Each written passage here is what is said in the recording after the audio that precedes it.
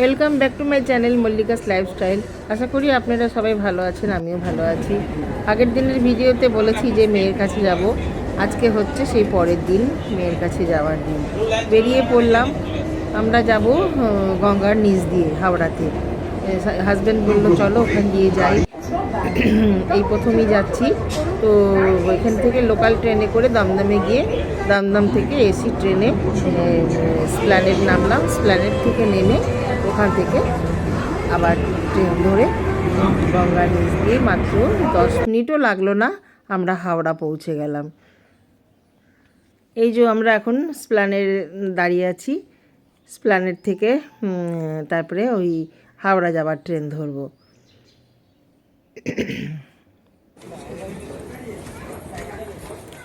প্রচুর নিচে নামতে হলো, তো আমি হাজব্যান্ডকে বলছিলাম যে আরও নিচে নামতে হবে, তো হাজব্যান্ড বলছিল যে গঙ্গার নিচ দিয়ে যাবে, তা নামতে হবে না, অনেক নিচে নামতে হবে। তো যাচ্ছি, সবাই দৌড়াচ্ছে ট্রেন ধরার জন্য, কিন্তু এখনও ট্রেন দেরি আছে। গঙ্গার তলায় নামবে, এত নামতে হবে না। একটা খুব এক্সাইট কাজ করছে যে গঙ্গার তলা দিয়ে যাব। টিভিতে দেখেছি অনেক, সবার মুখে শুনেছি। সত্যি বলতে কি আমারও খুব ইচ্ছা করছিল। হাজব্যান্ড একবার বলা মাত্রই আমি রাজি হয়ে গেলাম। আমরা গেলাম ট্রেনে। मेट्रो रेल सड़क के मुद्दे कुछ ही क्षणों में ये ट्रेन हुगली नदी के नीचे मेट्रो रेल सड़क में प्रवेश জলের তলা দিয়ে যাবে, আপনারা দেখতে রয়েছেন পাবেন। মাটির 30 মিটার জলের তলা দিয়ে যখন যাবে বয়ে তখন চলেছে খুব গঙ্গা। অনুভব করুন সেই রোমাঞ্চ। आप 30 मीटर भूमिगत हैं, অনেকে দাঁড়িয়ে ऊपर से পড়েছিল बहती স্পিডে गंगा, দেখার জন্য। রোমাঞ্চ का अनुभव करें। ভারতের কোন বড় নদীর তলদেশ দিয়ে গড়ে তোলা প্রথম রেল সুড়ঙ্গ, যা যুক্ত করেছে শতাব্দী প্রাচীন দুই শহর কলকাতা ও Howrah. East West metro corridor की ये सुरंग एक प्रमुख नदी के नीचे भारत की पहली रेल सुरंग है, जो सदियों पुराने दो शहरों कलकत्ता और हावड़ा को जोड़ती है। এটি নির্মাণের সময় লেগেছে মাত্র 66 দিন।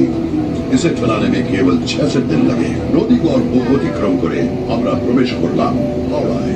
नदी पार करके हम हावड़ा में दाखिल हुए। অবশেষে আমরা হাওড়াতে নেমে গেলাম। ঠান্ডা জল ওখানে সবাই নিচ্ছে দেখলাম, আমিও নিয়ে নিলাম।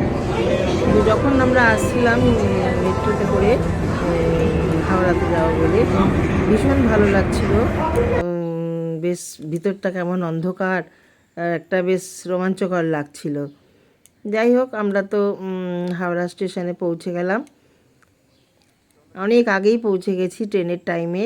ট্রেন আমাদের 4:50, আমরা 3:30 আগেই ওখানে পৌঁছে গেছি। যাই হোক, আমরা ওখানে ওয়েটিং রুমে ওয়েট করছিলাম।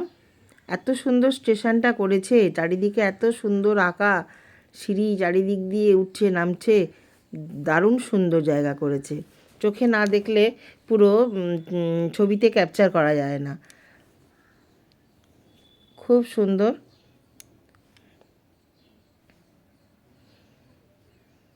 এই যে আমরা নেমে যাচ্ছি।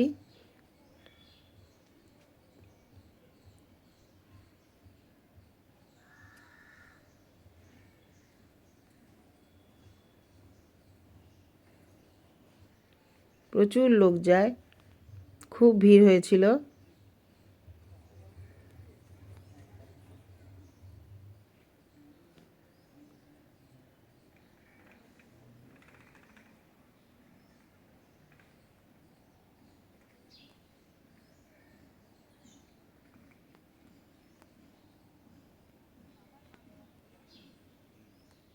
গঙ্গার তলায় নামবে, এত নামতে হবে না। মেয়ের ওখানে পৌঁছাতে পৌঁছাতে রাত্রি 10:30 11টা বেজে যাবে, কারণ আমাদের বিকেল 5টায় ট্রেন।